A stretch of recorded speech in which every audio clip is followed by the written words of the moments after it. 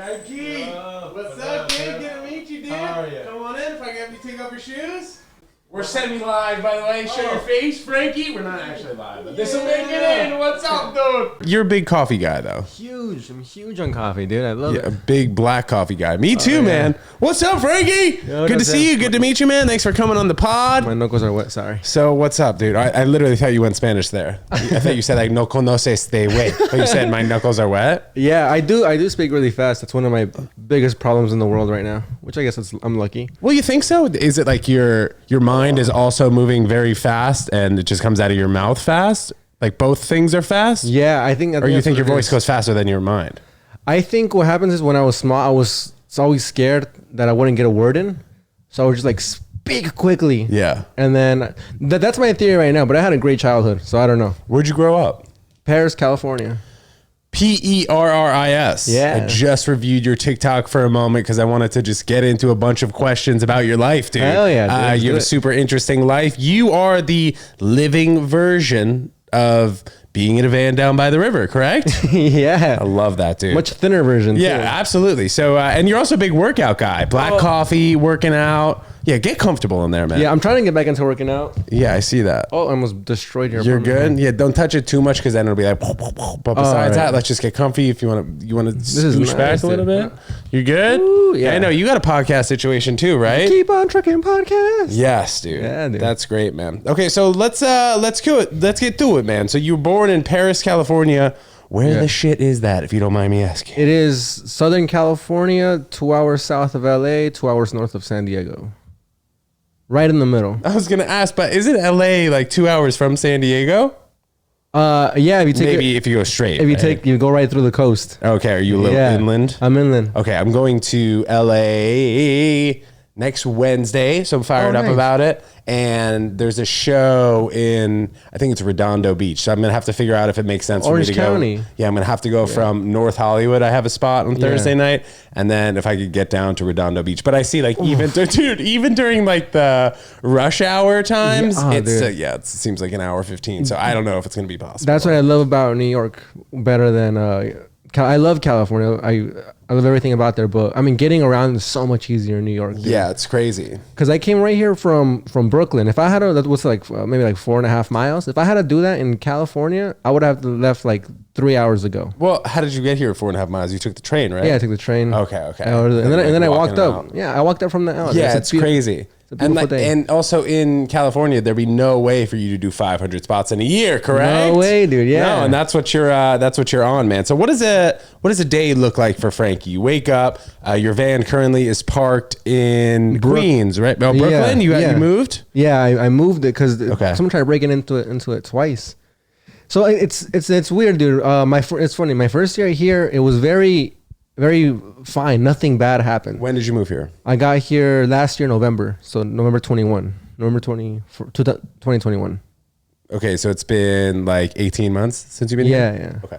So I get here, dude, and it's nothing goes wrong at all with the van. I'm like, I leave it there for an entire year. Don't even move it, dude. And where did you buy the van? I bought it in LA, in the hills, in the booties. No way, did you drive it here? Palmdale, yeah. Let's go, Palmdale. For those of you who know Afro Man, come back to me. Yeah. I need you and I love you, baby. That was like also a niche Afro Man song, by the way, because everybody knows because I got high. And then the one where he jokes in the beginning. Yeah, what's that one? He has that joke. He goes, I was walking. He's like a blind man, right? It was a blind man. Oh, man. Yeah, walking out the street with a stick, right? Yeah, you know what I'm saying? He walked past his fish market. You know what I'm saying? Yeah. He goes, good morning. Fish market? Yeah. Good morning, ladies. Yeah.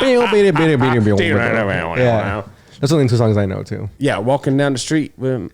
Is that no, that's easy. It had like the same walking down the street kind of like cruising down the street. My 6'4" is easy. But that's I think I learned that just from the I saw the making of what was that movie? Freaking and the NWA one? Yeah. Straight Outta Compton. Yeah. That's where I remember that beat from. Yeah, dude. Okay, so growing up in Paris, California. Yeah, and then you drove your van here a year and a half ago in the dead of winter? Yeah, dude. It's everybody goes, what's wrong with you? You know? But the year before that was COVID. The year before COVID, I was working. I was a truck driver for 6 years, and then I I was like, I can't do this for my life. So I literally wrote it down on a piece of paper. November 2021, become a full-time stand-up comedian. How old were you when you started driving trucks? 18. Oh my gosh, 18 or 19. bro! I was on the LIE the other day, Long Island Expressway, like getting out to Long Island, and I was actually thinking to myself, I was like, how easy is it, or how hard is it to drive one of those 18-wheelers? It's I mean, you have to take some training first, right? Yeah. The school's surprisingly pretty cheap. It's like $2,000. You get that back in like your first 2 weeks of working. Okay, but how long were some of your trips? Well, dude, I started working for Swift.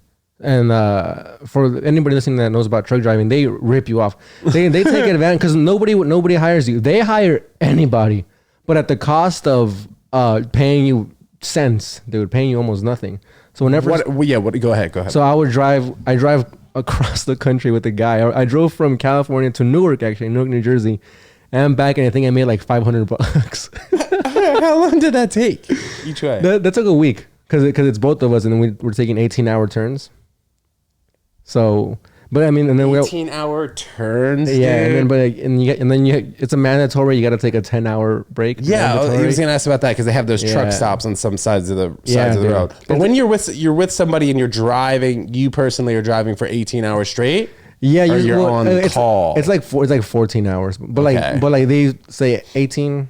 Dude, I don't know. I think it's 14. I think I'm fucking lying over here. I think it's 14 hours, but they count like getting unloaded. You know, like stopping at a place, getting unloaded, getting unloaded, and all that shit. So I'd say that you becoming a truck driver allowed you to be comfortable in a different type of environment, sleeping wise. Exactly. Okay. Exactly. So it wasn't a big jump for me living in a truck to living in a van.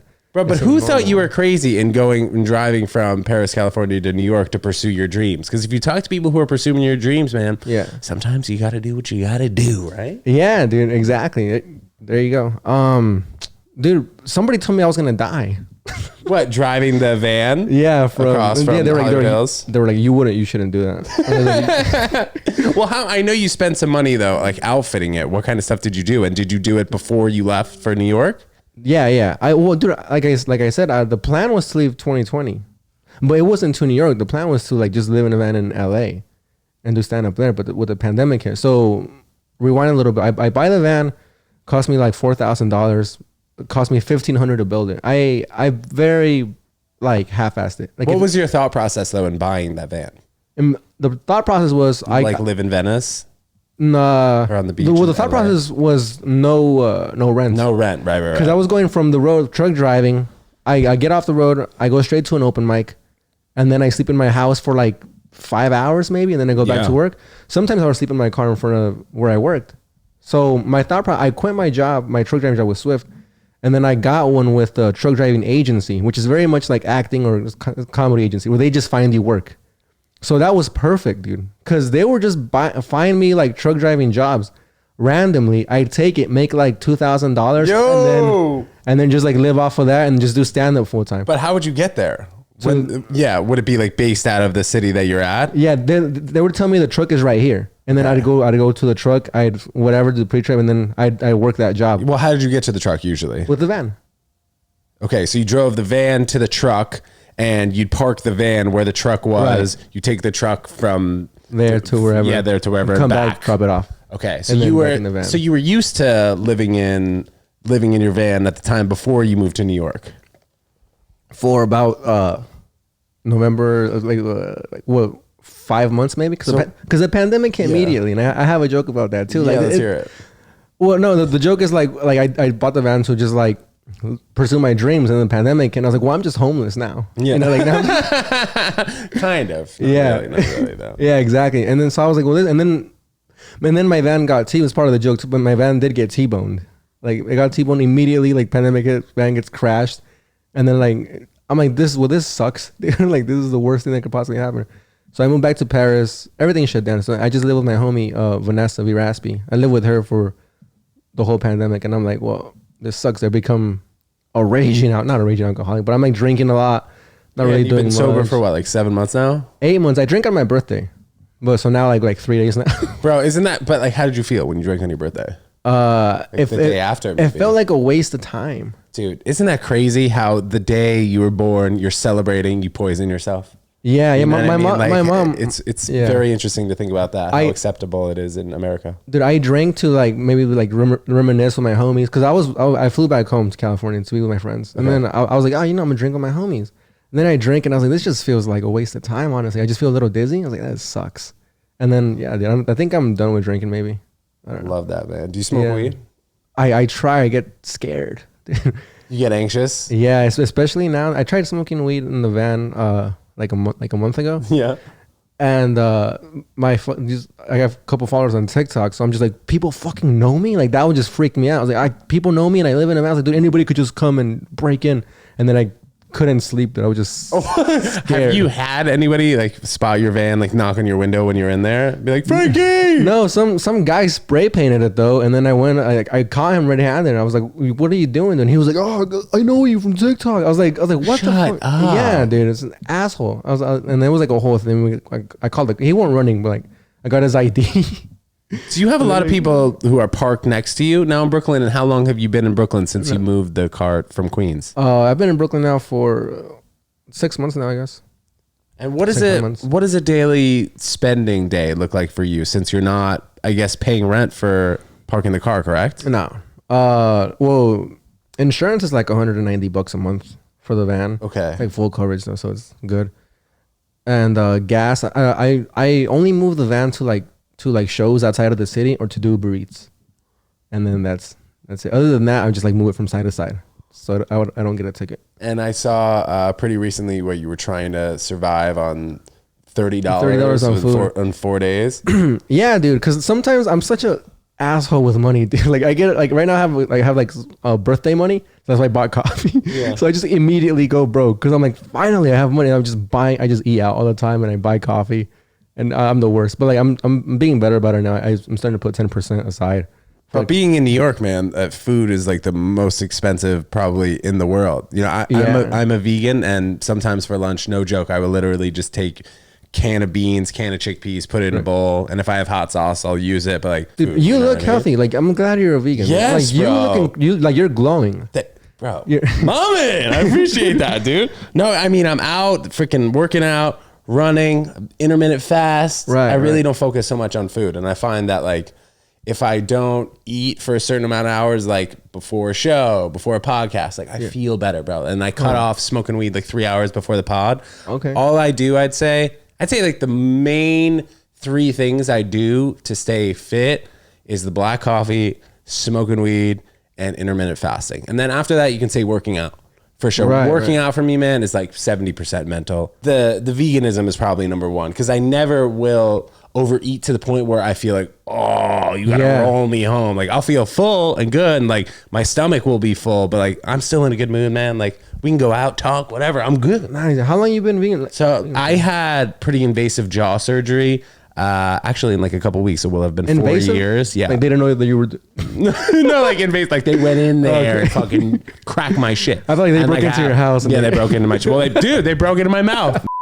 But the doctor was saying that your jaw is just going to continuously go further and further out of place. And I had braces. I had like the whole 9 with the retainers. Yeah. But went to the orthodontist like 4.5 years ago. And he was like, we need to fix your teeth. We're going to put on Invisalign and that'll do probably 20% of the job. But if you really want to fix your jaw and you're able to eat fully and just like not have pain, which I never really had pain, we got to do this invasive surgery. I was like, whatever. You know what? Fuck it. I'm under coverage. I can get it done. So it was, I had it done and it was like 3 to 6 months of the most painful experience of my whole life. Like, dude, I was talking like this.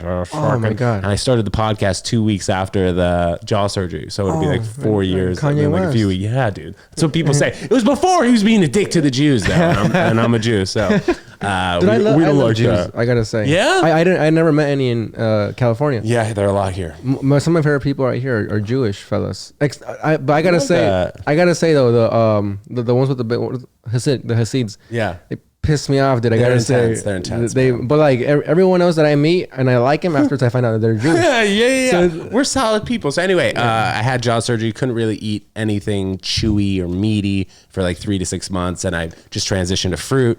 and the vegan lifestyle was kind of becoming a thing. What the Health, it came out, Game Changer. So it wasn't like anything like remarkably like you can point to it. Yeah. But I just started with the vegan lifestyle. I was fasting. I was taking pain pills, but like I hated it. It made my stomach sick. So I was like fasting, eating fruit. And then I kind of have an epiphany. I was working on my dad's real estate company for about 6.5 years, and I was just very complacent. And I knew that one day I would make the jump to taking over the company, you know, as a legacy business. Same thing. So it was like by year 15, you know, I'd probably take over the company. So I'm in year 6.5 and I'm not happy. I have a girlfriend who's great, super good looking. We're just not connecting. And I just made this dramatic change. I had jaw surgery where I was in the hospital for 3 nights, and things just changed for me. So it was like mentally just focusing on what I wanted to focus on. I was like, all right, let's start a podcast. Okay, let's do stand-up comedy more. Oh shit, the pandemic happened, but I'm still doing the podcast. I'm still trying to pursue Ted Jones World. And I see that I really don't like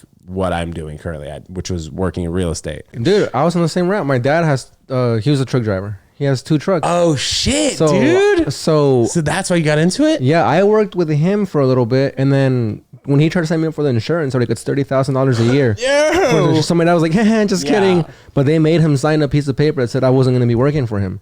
So that's why I started working with Swift. And then once I got like 4 years of experience, the insurance went down. So he's like, all right, come work for me. But then I would work for him like on and off because I was doing the agency. So I would like, whenever I would like visit home and I needed extra cash, I would work for my dad.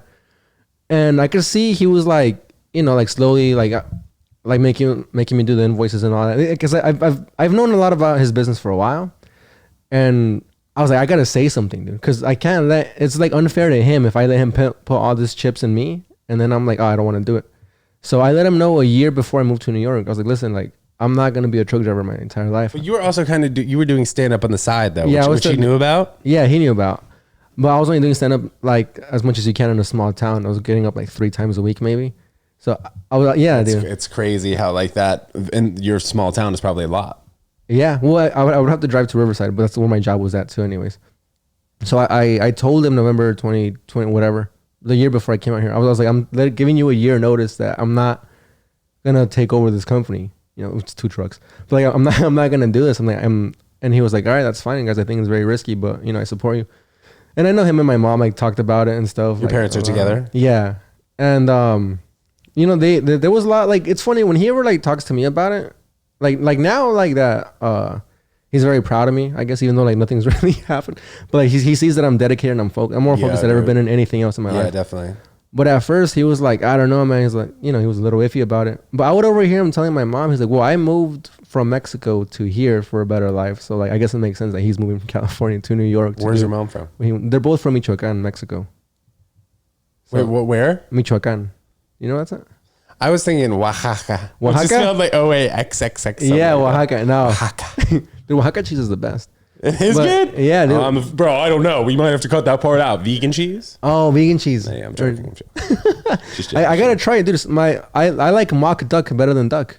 Really? Yeah. I don't know if I've ever had duck or mock duck. This shit is mock duck, though. Yeah. It just tastes like it, kind of. Beyond duck, like a Beyond Burger. Well, one time I ordered at a Thai food place, and then we only got mock duck, and I was like, I'll get that. And it was delicious, dude.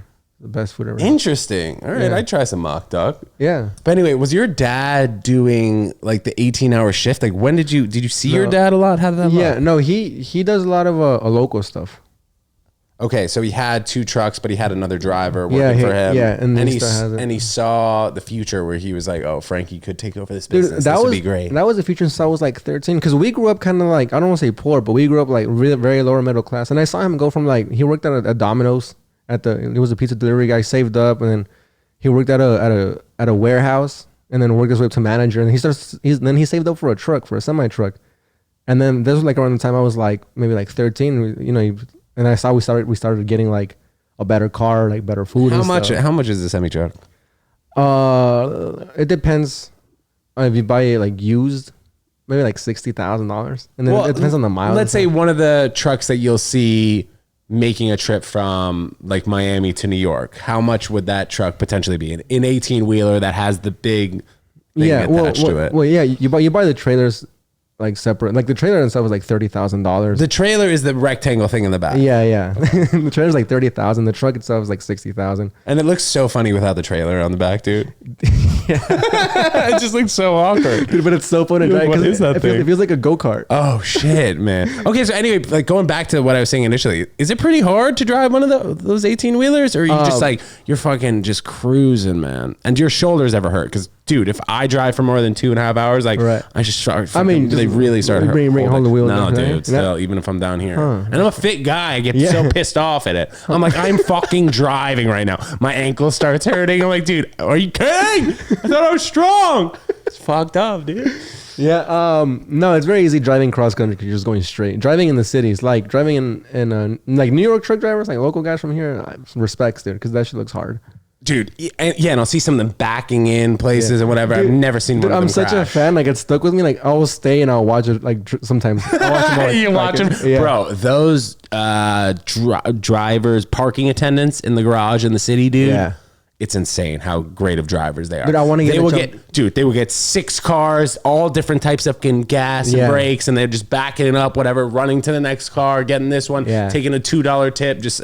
Dude, I thought about like doing valet and stuff because I'm like, dude, I'm amazing at driving. Like, like especially the small car. I'm like, dude, I want to, but then they're all like night jobs and shit.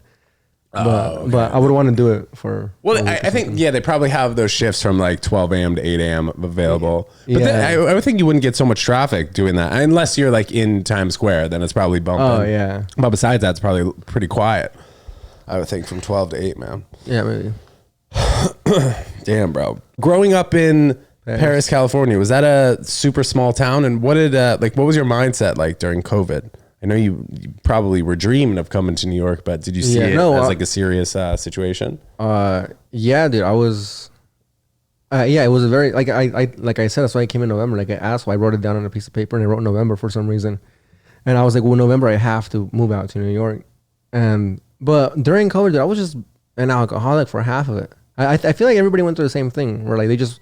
We're like, oh, summer vacation again, finally. And everybody just like got drunk at home. And then afterwards they were like, all right, I got to get my life back together. Well, I think it happened one of two ways. People were like that, or they kind of just flipped the switch. Like for me, that's what made me get into comedy. I was like, if the world is going to end and I spend it like waking up and I'm mad at a coworker, this is stupid. Yeah, dude, a lot of that happened. But I think that is a silver lining that happened in COVID with a lot of people. Because a lot of people quit their jobs and started pursuing their passions. And I was like, that's beautiful, dude. I don't know what it is going to do to the economy, but a lot of entertainers out there now. Yeah. You know, but I mean, it's beautiful. Be happy, you know? And like, dude, I just had to tell myself, like, truck driving is not, like, I don't see I love my dad, but I just, his life just seems boring to me. You know, like just waking up, working, coming back. It's like a lot of blue collar guys do like that's their life, and I'm like, much respect, but it just seems very boring. Well, I think it probably seems boring because you kind of started there, right? Like you had the opportunity to jump right in it. Like your dad came from Mexico. He started working at Domino's. Right. Then he owned his own trucking business. Then his son might work for him. Like, look at all these levels, bro. Yeah, like, that's a good way to look at it. You know what I mean? Like you came right in. You're like, oh, I see my dad's doing truck driving. I guess I could do that. Like same thing with me, bro. Like I grew up, I was fucking a privileged white kid, and I just like I played tennis at a high level. I played tennis at University of Connecticut, nice. So like that was a pretty high accomplishment for me. But compared to the kids that I was playing with in juniors, there were other kids who were like going to University of Miami. There were other kids going to Indiana. We have a lot of similarities, dude. I played soccer at a decent level. Pretty seriously. I tried to. I played in Sweden for a little bit, but here's the thing, dude. I'm not good at all. This is the mentality that I'm bringing from being an athlete to doing stand-up, is that I was never the best player in any team I was in, but I was a driven player and I would look for opportunities, and that eventually got me to play at some fucking team in Sweden. So like, it's like, dude, it's a lot. It's like, yeah, you gotta be good at the thing, but also like off stage or off the field, look for opportunities and look around and like, you know, be on the lookout, go to tryouts, you know, go to auditions, go do this, go to that, like meet people. You know, and there's a whole like other side to it besides just like the fitness part or the stage part. Once you keep progressing, if it's in something that you really love to do, and opportunities come, like you're just going to be happier and happier every day. I don't know if you follow Tony Robbins at all. Yeah. I'm familiar. I don't follow him as much. I follow old white dude, Jim Rohn.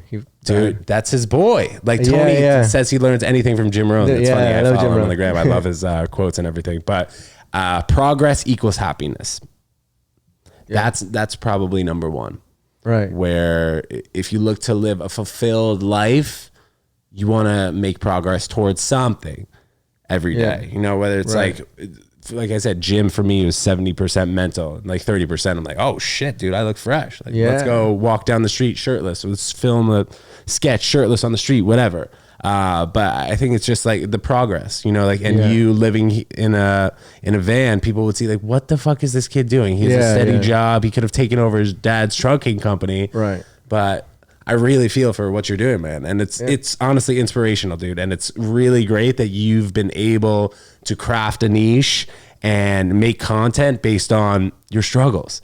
Yeah. Dude, it's so fucking unique, man. And like people don't really understand that. People, yes, your fans on TikTok love it because they're like, oh, this kid's funny, he's got like a nice edge to him, but like at the end of the day, dude, like you're the one that's sleeping in the van worried about if somebody's gonna break in. Right. So I think that there's both sides to it. You know, people look at me and you say like, oh, you're fucking glowing. Like I better be fucking glowing, dude. I ran the 3.5 miles this morning. I worked out for 40 minutes. I haven't eaten. I'm vegan. Okay, great. But like there's struggles behind the happiness, of course. Yeah, the progress. I think that's part of the being happy. Like that's the reward part. Like the struggle adds to the reward, the feeling of the reward. You know, like, dude, like that whole van shit. Like sorry, this is gonna be bad radio, but did you draw that? I did, yeah. No way, dude. That's insane. Nobody's ever fucking talked about that. That's insane. I'll pop it up right here. They know what I'm talking about. Do you have any idea what that is or no? Is it a goat? It's a fucking goat. Let's go. That's hilarious. I'm popping up right here. Dude, nobody's ever talked about that. That's been up for 18 months, man. And you see all this other stuff out there. People always talk about that stuff. But, oh, shit. But yes, that's a goat, dude. And that's not bad radio. That's great radio. When did you draw that? Probably like a year and a half ago, dude. Probably like a year and a half ago. And then this fucking... I like this. Bolded, yeah, right? Did you draw the world? No. Oh my God, that's funny you mentioned that. So a kid who saw the sign previously and thought it was hilarious. He made the colors are a little bit different, but he added the world and like send me a graphic. And then like I'll put it up like you guys see right down here. This is the Ted Jones actual graphic that I made. You'll see it right here, Frankie. But he added the world, which is dope. Shout out Matthew, my man. Yeah, man. But yeah. This is dope. Oh man. But anyways, yeah, dude. Like I don't see like living in a van as a big deal, like the way other people see it. And I think it's just I just been in that state of mind for like 2 years now, where I'm like, well, I mean, I'm just doing what I think is right for me to like what my steps are, and people watching from now to like, this guy's insane. Well, how long do you think it took you to get to that point where you're like cool with living in the van and pursuing what you have to pursue? Well, I guess 6 years, dude, because the 6 years I was truck driving, because I was in the state of mind I'm in right now when I was going after it for soccer, because I went to some community college and I didn't make the team. Where'd you go? I went for like a semester. It was San Bernardino Valley College. Oh shit, there was like a big shooting there, right? In San Bernardino. Yeah, at the hospital, I think, like a couple years ago. But I think it was more than a couple, or maybe there was a few. Well, I mean, it was also the murders, like one of the top murder capitals. San Bernardino is a terrible place. They call it San Bernardino Ghetto. Really? Yeah, but it's like the GTA game. I think is like based there, right? Yeah, I think probably, dude. I think something like that. Maybe I don't know. San Fernando. No, what's that? Well, it's San Andreas. I know is one, but then maybe they had like the town over in that game. Guarnadito. Yeah, probably because San Bernardino is also the biggest county in the United States. But anyways, so I go to college. Like the same as you, I suck at school, dude. I'm a bad curriculum thinker for whatever people want to teach me. Anyway, so I don't know if that made any sense. I'm having a stroke. No, we got it. So I go there only to play soccer, and I don't make the team. And the guy's like, "Yeah, your first touch is off," and I'm like, "What does that mean? Like when somebody passes you the ball, you don't have like enough?" Yeah, I guess it bounces off my phone. too much. And I'm like, all right. I'm like, is that it? He's like, yeah. But there's a lot of favoritism and shit going happening in the team. So I'm like, whatever, dude. I go to the gym, to the tennis courts, the racquetball courts. Dude, I'm in there 8 hours a day only working on my first touch. Like, that's all I work on, my first touch. I work out and then I go there 8 hours first touch. What did you think was going to happen, though, after your community soccer career? I don't know, dude. I was just lost. It was that weird between like high school and then should I go to, I don't want to go to college. I don't want to get a job. I'm like, I'll just try playing soccer here. And would you go to Ferris High School? Paris, yeah. Paris High School.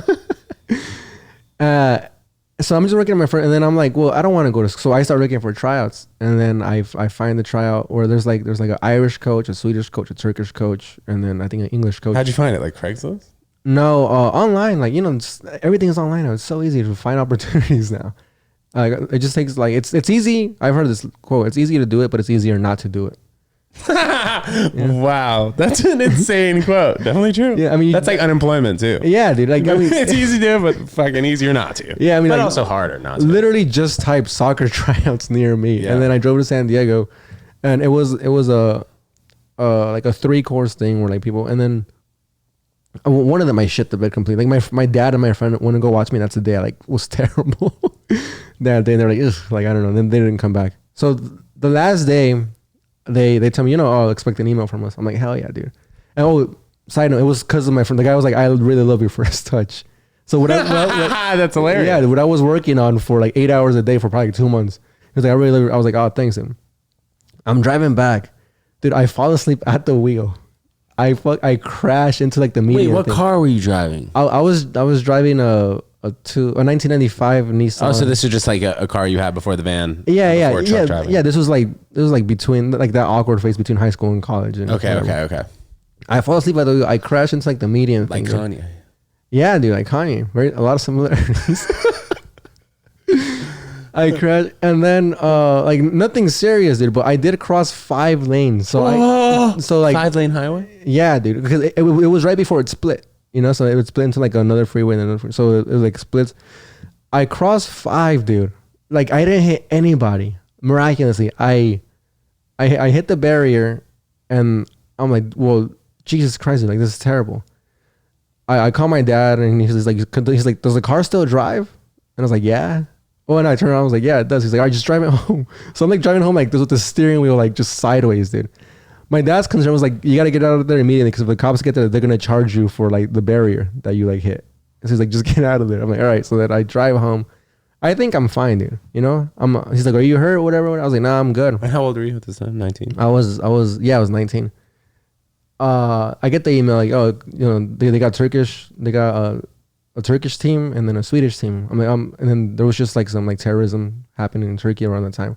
I was like, my dad was like, you should go to Sweden. So I go to Örebro, Sweden, and I'm there for about like a week and a half. And my back starts to hurt, dude. And how long, you were there for a week and a half, but how long after the crash did you go there? This was like a month after. And like, I felt fine, dude, right? I'm there for a week and a half. It's like very cold, dude. It's, I think around November. Dude, a lot of things happen in November. My birthday, November. Oh, for us? Yeah. There you go. Dude, my TikTok exploded in November. Like the day that I moved out here. Like literally on the year, November, like 21st. Anyways, dude, so I'm out there and it's like winter time. It's cold. My back, my sciatica is like getting like blown up. For those of you who don't know, sciatica, it's lower back to the fucking the back of the knee. Yeah, my leg is getting numb. My back is just like really blown up. I tell the coach, he's like, oh, go tell one of the physios over. And at this point, like they built a super team there, like an American super team, and they're just like shopping us around, like making us play against other Swedish teams. And then we're undefeated, dude. And so I tell the coach, I'm like, and how much, by the way, if you don't mind me asking, how much were you making at that particular time? I wasn't making anything, but they paid for like food and accommodations and shit. Okay. And so the coach was like, go tell like the physio. I tell him, and he's like, yeah, it looks like your sciatica's inflated. He's like, but like, you're not really on the team. He goes, I don't know, go home, figure it out, and then come back, I guess. And I was like, I knew what that meant, dude. I was like, all right, I just flew home. I told me, I was like, they said I wasn't good enough. I was like, all right, and then I just start truck driving. And then truck driving, I'm just depressed, and I'm like, I guess this is my life now. I'm just truck driving.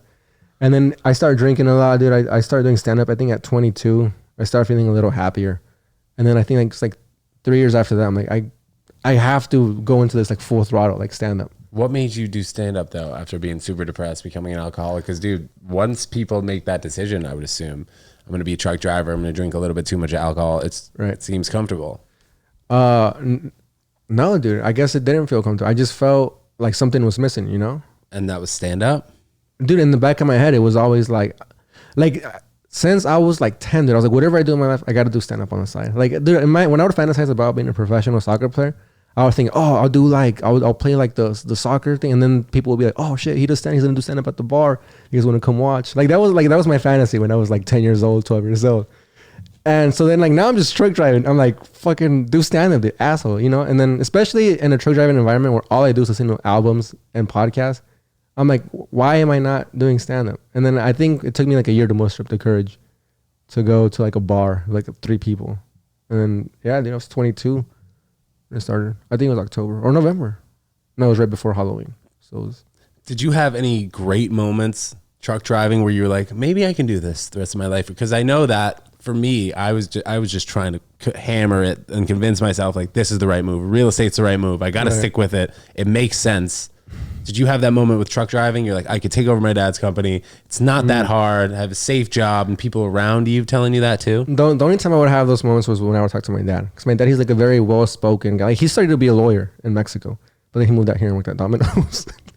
But he's like a very well-spoken guy, and like he's a very good businessman. Like, how old was he when he moved here, by the way? Started working. He was like around like 27, 28. And around my that's age, pretty late. Yeah. And then your dad met your mom. He knew her from out there, and then he brought her over here. So no, he was 25 then, because they had me. My dad was 28, and my mom was like 26 when they had me. So yeah, so he would like come from back and forth, and then he brought my mom over here, and then they had me. But the only time I would feel like that way, that I think I could do this, my dad would just like, he would just talk to me. He's like, yeah, you know, just fucking save up this much, you know, eventually have enough for a down payment on a house, you know, buy some properties, like you'll be set. Like I don't like that mentality. Like you'll be set. 'Cause to me, that's boring, dude. I like doing shit. I like risking shit. I'm like, oh fuck, let's see how this turns out. It's so different also, like the age where our parents grew up and where we're growing up now. You know, like the price of houses has not gone up as dramatically as inflation has. And the amount of money that people are making from jobs has not increased as much as inflation has. You know, like it made sense for a married couple back in the year 1980 to buy a $300,000 house that's probably worth $1 million now. That $300 house like is still $1 million, and they're still making the same wages. You know, like people aren't getting paid that much more nowadays. So it is a different mindset, and I think we're gonna see it slowly is starting to change, where people are like, why do I need to go to college, spend $250,000 to do something it's gonna take me 25 years to pay back? And that's the risk in itself. You know, staying comfortable and having to pay off something that, are you even using it? But also like, I feel like that risk is like, it's not even your risk. It's the risk somebody else told you to take. It's like, you have to go to college, and you're like, all right. Dude, like I've never wanted to go to college. I never saw I guess saying I never saw the value in it is ignorant, but I never in myself saw me pursuing a specific career. Like the only thing I went to college for, my thing was when I went to community college, was sociology. Cause like, this is like before I even wanted to stand. I'm like, dude, I think just watching people is hilarious. And then I didn't know sociology was a thing. I was like, oh, this is a thing. I can study this. I was like, hell yeah, let's go, dude. And then they were like, wait, first you got to take a class about rocks, and a class about math, and a class about, and I was like, dude, fuck this, dude. Like, it's such like, I don't care about all this other shit. Like they would like, and then that's when I was like, dude, a lot of this, like, it's a scam, dude. But you know, like, don't take my word for it. Listen to everybody else who's saying it. It's like, dude, the amount of times over the past, I'd say even year, 2 years, that I didn't know something and I just went to YouTube and watched a minute, 30-second video on it. Yeah, dude. Like it's insane. And also like the idea of film school or whatever, like it took me a year and a half to start really getting good at editing. And if I went to college, that would have cost me what, 200 grand. Dude, I'm learning how to I'm learning how to edit right now. Like my friend Luke Davis, who I do sketches with. Luke Davis. Yeah. I do podcasts and my sketches with him. And I'm just like, and his job is editing. So I just sit there and I watch him all day, and I'm like, all right. And then I'm like slowly learning, just picking it up. Yeah. For free. I'd say the best way to fully learn it, though, is you got to start to do it yourself. Like the first 60 episodes of this podcast, we had producer Pat next to me, and he'd be like my co-host, and then he'd chop it up and put it on YouTube. And then slowly after that, after he left the pod, after a year, I had another co-host, but I was slowly starting to learn how to use the freaking the soundboard, the syncing the audio with the video here. So just over the past, I guess it's been like a year and a half, I've had to learn everything myself. And then I can see now, once I'd like to start delegating it to all these other people, I know what it takes. Yeah. And I think that being the head of something that you're trying to create, it's important to know how to do almost every single job. And you realize like, oh shit, I'm not good at this, or I know that this is going to take some time. I can delegate it. And I know how that person should do it, how it should look, how much time maybe it's going to take, and so on and so forth. Do you listen to Earl Nightingale? Speaking of like who? Tony Robbins and all that. There's this guy named Earl Nightingale. He's from like the 50s. I'm sure I've seen his clips, but no, I don't know. He says this thing that I really like. He says that we use our brains for mostly just menial tasks, that we never really use it. And then I feel like that comes into play when you're like trying to learn something new. Well, how do you mean? Like what's something that's like a menial task? Like just the bare minimum. Oh, dude, this sick ass quote. He says that the human race is fixed not to prevent the strong from winning, but to prevent the weak from losing. So we're just comfortable.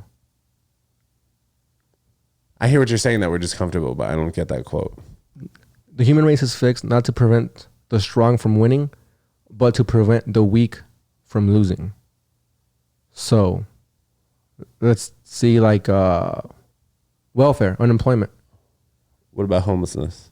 I guess there was a lot less homeless people in the 50s when he said that. There were a lot less, you mean? A lot less, yeah.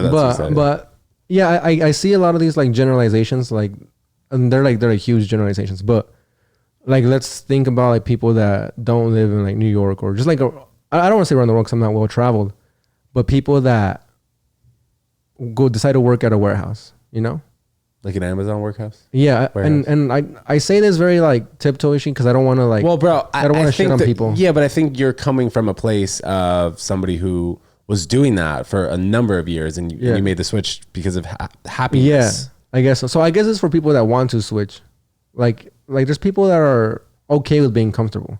And my girlfriend tells me this. People who are not satisfied. Yeah, but there's people who are just okay with it. I think that's where that quote goes.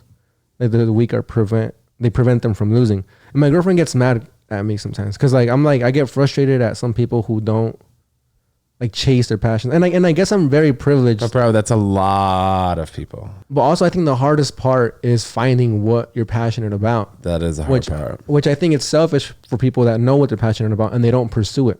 Because it's like, asshole, do you know how many people wish they knew what they were passionate about to pursue it 1,000%? And some people just know and they don't pursue it at all. It's like, dude, asshole, get off. I don't know, dude. This is what gets me mad. And then my girlfriend, she's like, fucking people don't think like that, dude. Chill. And it just pisses me off, dude. Do you know what I mean? I don't know, dude. There's a lot of time being wasted in having fun. And in having fun? And that's where the drinking comes in, man. I was binge drinking in college, dude. Yeah, dude. I'd get done with tennis practice 5:30, and they had this thing called nickel night, where 4 drinks were $1, and it started at 6 p.m. and went from 6 p.m. to 7:30. And we knew that if we went to the bar like close to 6 p.m., we were 20 years old. We'd get in, and the bouncer didn't really care if we were 21. Yeah, so we'd get to the bar 6 p.m. All me and 3 of my boys would line up right next to the bar. We get our first round of drinks. Everybody would pay for one. By 6:15, I'd be hammered. By 7 p.m., I'd be lights out, shoes on, passed out in my bed. Yeah, in the college dorm, and that was like, it was sick times, like, with my boys, but like, I don't remember any of it, dude. Think about how much time was wasted for me just not remembering that. Yeah, dude, I started drinking when I was 16, dude, and then didn't stop till last year until I was 26. Like, I mean, and I was like, all right, a 10-year run, that I feel like it's enough. Yeah, but like, dude, people do those runs from 16 to freaking 76, man. Yeah, dude, it's crazy, but that is what I learned drinking on my birthday. I was like, this feels like a lot of time being wasted. Yeah, and that's a lot of time also where you didn't drink for like 7 months. I'm sure it was just like a shock to your system. 8. Yeah. Nowadays I'll probably drink like 1 or 2 drinks every 6 to 8 weeks, something like that. Yeah. But each time I do it, I wake up the next day and I'm like, shit, maybe I shouldn't have done that. But I'm like, bro, I had 1 beer. I still kind of feel it. It's like, it's bizarre. Yeah, dude. And I've drank for so much. I don't know if this is just like habit speaking, but I want to drink like on events, like on a birthday or like on New Year's or like on which is like crazy. milestones. It's crazy to think about, man. Because like we go back to the beginning, like what we said, you're celebrating with poison. Yeah, dude. Exactly. And I remember it's only the hardest to not drink for like the first 2 hours of the night, and then you see everybody. Oh, you're so right, bro. I was at a wedding this past weekend. Yeah. And the Friday night I had a beer. Woke up the next morning. I was like, and I feel fine. Like my next day was not ruined by any means. Right. But then the next night I was like, let's see if I'm gonna not drink. You're right. It was the first 2 hours. Yeah. It was ordering those first 4 or 5 club soda, aka seltzers, from the bar, and then kind of just like seeing everybody was already on their 3rd or 4th drink, and then by then you don't want to catch up. Yeah, you want to catch up with everyone when you're at like 1 and 2, right? But then when people are on 3 and 4, you're like, I'm good. Yeah, dude. Because then the night's already gone. That happens to me a lot in New York. There's summer nights in New York, like Friday, Saturday night. Everybody's grab a 40 and go by the water. Yeah, dude. Everybody's having a blast. Yeah. And it takes everything in my power to not. I think it also affects people way differently too. So how packed is your van? I guess could we pop a photo right here and let them know? Yeah. All right, so let's describe it. Yeah, we're popping it up right here. Let's describe the van, the inside. So to the left is a bed, right? And then that bed comes out all the way. But I only do that whenever my girlfriend comes to visit me from California. She still lives out there. But I always sleep on it when it looks like a couch. And then to the right is just a wall, and then there's the wheel well that I sit on sometimes to like write or read a book. There's also a bucket that I sit on. The Home Depot bucket? Yeah, the Home Depot bucket. That's also my nightstand and my toilet sometimes. Like on the road. I throw a bag over it, and then I poop in it, and then I throw the bag at a dumpster or something. It's very terrible. But going to the bathroom and taking a shower, I know you take showers at Planet Fitness. Yeah. But going to the bathroom, does that become an issue? Or you go to the bathroom at Planet Fitness? Or it's just like, for the most part, you just really number 2 once a day, right? Yeah, or when I'm out and about. Yeah. You know? And then the walls are insulated with denim insulation because I don't want to put the pink stuff in it because I heard it has asbestos. Oh, the cotton candy stuff? Yeah. I heard it's like bad. So I put a denim insulation all like inside of the walls. I stuffed them in. On the roof is reflective insulation. So for the sun, it comes out, it just like bounces out and hopefully it goes. I did a very bad job building. Like if this van was like a school project, it would be like a 71%. What's your favorite part about the van? I like the feeling of the coziness feeling of it. I like the feeling that it's like I'm like in incognito mode. You know what I mean? Like you know when you were small and you would build a fort or you'd hide under the bed or you were hiding in the closet. That's what being in the van feels like at night, and it makes me feel like a kid, dude. It's the shit. What's the worst part about living in a van? The summers, the heat. Worse than the winter? Yeah, the winter you just bundle up. The summer I felt like taking a nap at 3 p.m. I couldn't. This summer hasn't been so bad, right? Though in the van it cooks though, like especially the humidity, and like if I move too fast or if I start cleaning, I get hot quicker. So I flew in from California for my birthday. That's a couple days ago. I flew in, and then I had a gig in Boston the next day. So I drove. So I came from a 5-hour plane ride, took like a 3-hour nap, drove to Boston, came back. Oh, and then on the drive back, I slept at a McDonald's for like 3 hours. And I came back. There's somebody that did my homie's radio show. And I'm like, all right, dude, 10-hour drive, 5-hour flight. I'm tired, dude. It's like 3 p.m. I'm like, I just want to take a nap. The van was cooking, dude. So I was just forced to walk around Manhattan until like 7 p.m. And then we just walk in. But I guess it forces you to be productive because I ended up doing a mic, which I wouldn't have done if I had an apartment. Yeah, dude, they say, there's another girl, we keep talking about influential people doing quotes. Scott Galloway. Yeah, Scott, I don't know. Okay, NYU professor. He talks about, NYU business professor. I don't know if he's still practicing, but he talks about how being young, you got to always be out of the house. The house is for shitting, eating, and sleeping. Oh, that's perfect. You know what I mean? That's exactly what you're doing. Yeah, like dude. I leave glowing example of that. Yeah. Yeah. So what does your day look like? How much time do you actually spend in the van on a given day? The most time I spend in there is when I'm sleeping. like the 8, 9 hours, 12 sometimes, just sleeping there. And then I wake up. I try to journal 3 pages a day. Why? I'm reading this book, The Artist's Way. You heard of it? The Artist's Way by Julia something. It's like a brain dump in the morning. She's like, just write whatever's in your mind, and it works, dude. I just write thoughts I had from yesterday, the day before. If I can't think of anything, I'm just like writing curse words. I'm just writing whatever comes to my mind. Right, like bad, just words, you know. And then I finish that, and then I usually make my coffee around the same time because I have so much ADD. I'm like writing, I'm like looking around, so I just make a coffee and then I keep writing, and then I film myself making another cup of coffee, or the first cup of coffee. Like I'll film in between 2. And then I just talk to the camera for probably like 5 minutes. And then I clip out what I like from it for the vlog. And then I call my girlfriend. We talk on the phone for like 10 minutes maybe. And then I call Luke Davis or Alex Mahaney. Like, yo, like, what are you on today? What mics are you hitting? Are we writing a sketch today? And then I should not saying that out loud now. I feel like I should figure that out the day before. If we're writing the sketches. We normally do, but normally we don't. So I'll talk to Alex or Luke for a little bit. And then I leave the van and I usually go to like the Lower East Side, head a mic down there. And then go sit at Washington Square Park for a little bit. And then I look around. There's a lot of looking around, trying to, and like filming like the scene. I just love New York so much, dude.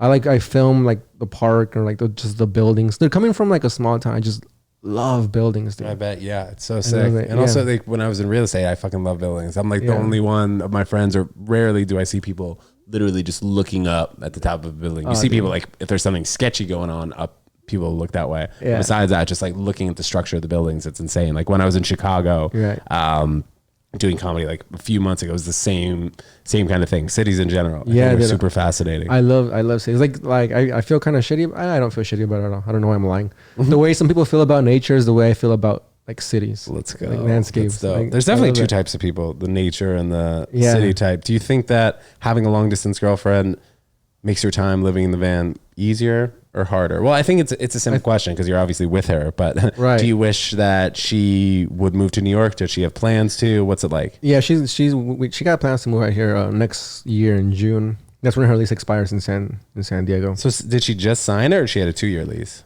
She's gonna sign it again because we made this decision because dude, the original plan was I was gonna come to New York for a year, November to November. I was gonna move back.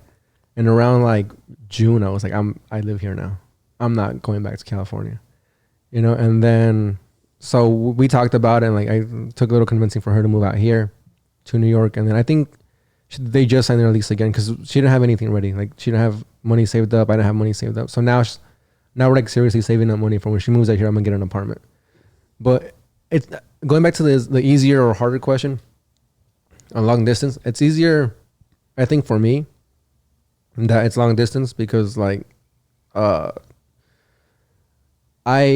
constantly thinking like you know, like stand up and podcast and sketch, like all this shit. It's like a 24/7 job. Like I'm constantly just like thinking all this. I'm just constantly thinking like, all right, new joke, new sketch. Oh shit, we got to do the pod, this and that. She lives a very like normal person life. So she goes to work, she gets out of work, and then she goes, oh, I miss my boyfriend, you know? And then like, for me, I'm like, oh fuck, I gotta talk to my girlfriend, you know? But when she moves out here, I think she's gonna add the perfect balance to it. To like maybe taking a day off and hanging out with her, going for a walk at the park and hanging out, you know? I'm excited for her to move out here. And then also she helps a lot too. Right now she's like she's trying to get me some road gigs. She's like hitting up like restaurants and bars in different states and shit for me. So she's very involved and very supportive. So I don't know. I don't know what I did in a different life. I feel extremely lucky. Well, I think, dude, doing what you're doing, you definitely have to have a lot of support from the people in your surrounding, like your circle. You know, it sounds like you have a bunch of friends who you were super tight with and are cool with hanging out, writing sketches in the van. Your girl's obviously cool with that. Because I think that there are a lot of times where there's somebody who's super close to them that's encouraging them to keep doing what they're doing because it's working. It's comfortable.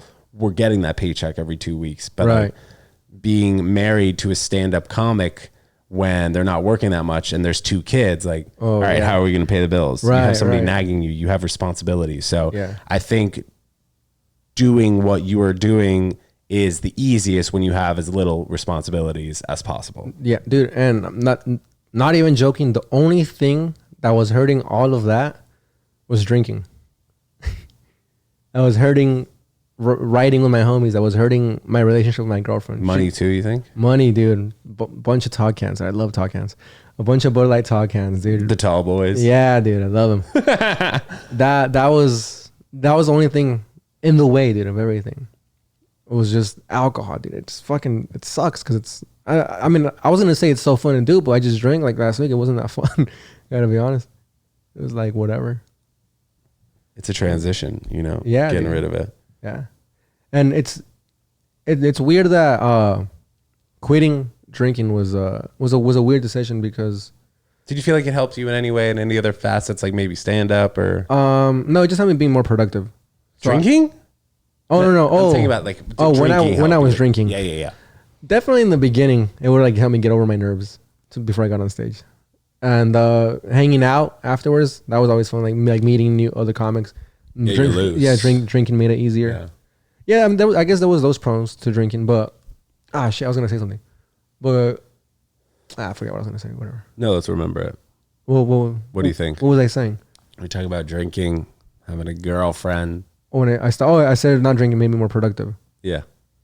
Yeah. Oh, I was just gonna. I'm a broken record over here. I was gonna say like you just realize that it just takes up so much of your time. Like smoking weed, you get high and then you're not high anymore. Drinking, like you drink and then you want another one, and you get fucked up, and then you're like, all right, I guess I'm gonna stop drinking, and then you're just hungover the rest of the day.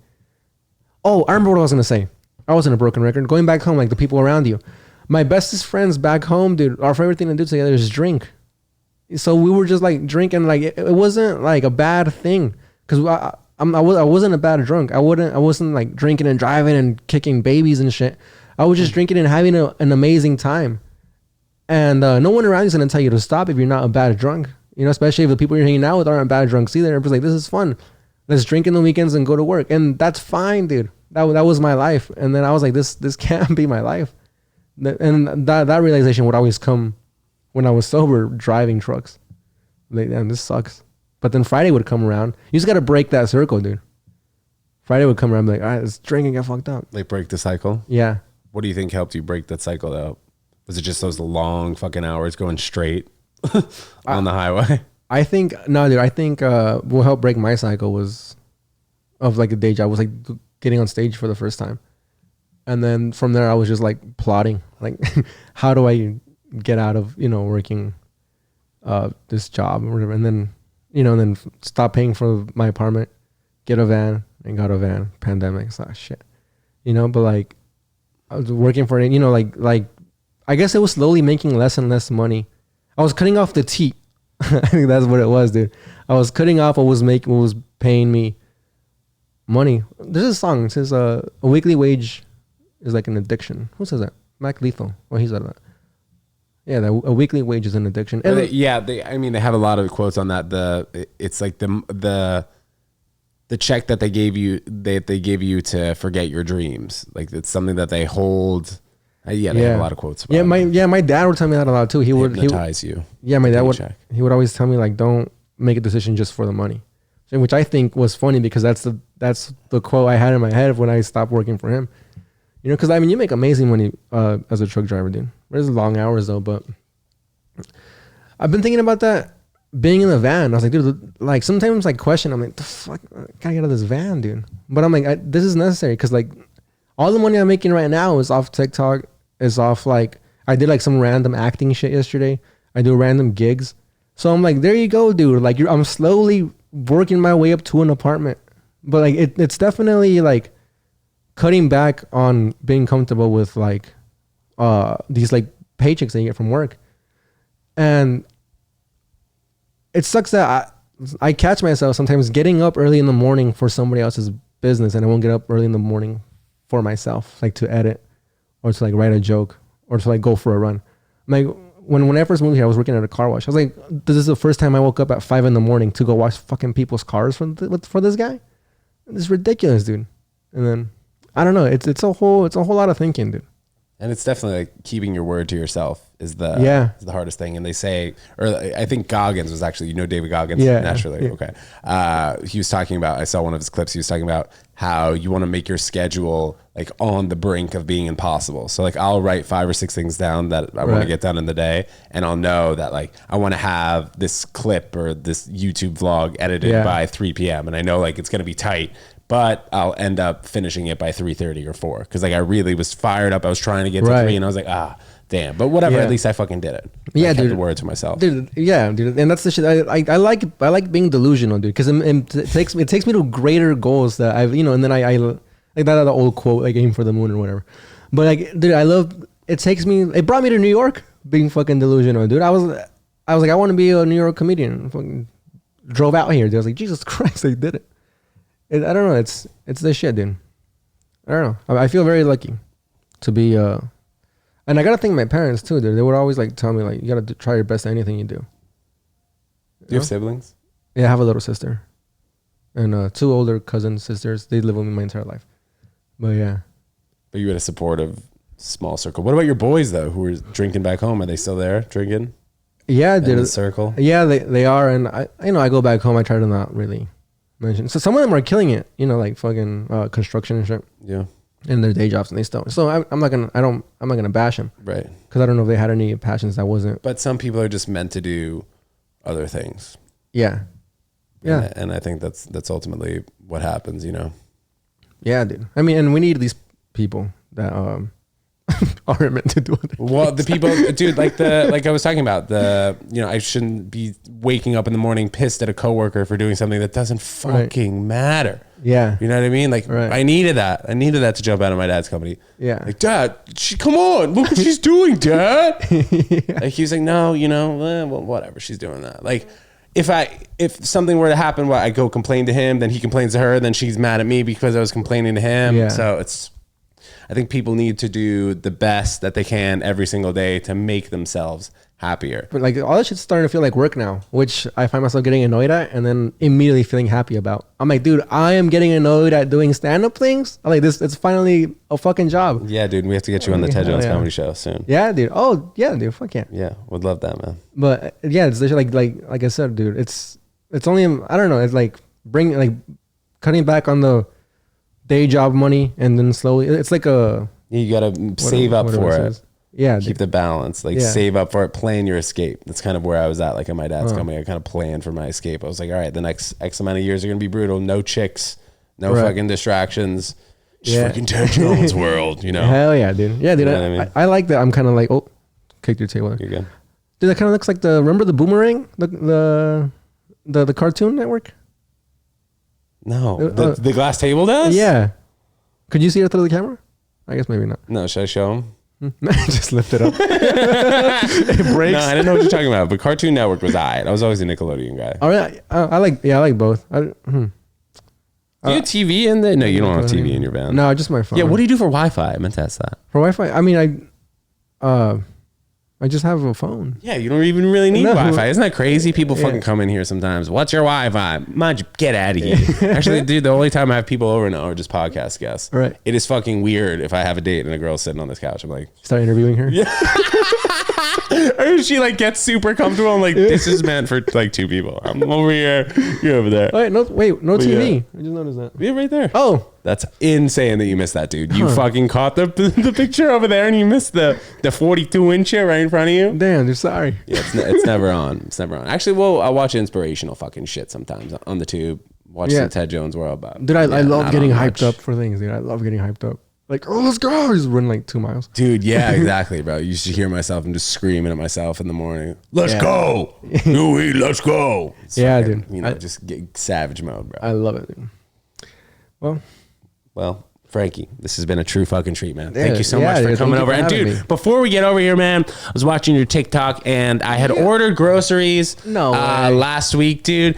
And I thought that 2 things in the order were vegan, and it turns out that they were not. So I got the money back. So dude, we're giving you, hopefully you can fucking make this a cauliflower pizza, dude. Giving this to you. This is also your Chronicles for the $30 in 4 days. And then also a little treat, little milk chocolate quinoa crisp, bro. Can I have one right now? Yes, of course, dude. So before we get out of here, Frankie, though, let's shout out your TikTok and Instagram where we can find you. And we're going to pop it up right here. Oh, nice. TikTok is Frankie Oy, Frankie with an IE _ Oy, HOY. Instagram, same thing, Frankie Oy. And then check out the Keep On Trucking podcast. Let's go, dude. And plans in the future, just pursuing comedy? Yeah, doing stand-up. Yeah, what do I got coming up? I don't know. We'll check your Instagram. Yeah, it'll say on my Instagram and TikTok. Yeah. Cool. Frankie, dude. Thank you so much, Thank dude. you for having what me. a freaking great talk. This is great. Frankie's hilarious. Guys, what a terrific episode. Let us know if you like the TEDJonesWorld@gmail.com. And until the next Ted Jones World podcast, we'll see you next time. Thanks so much, guys. Peace.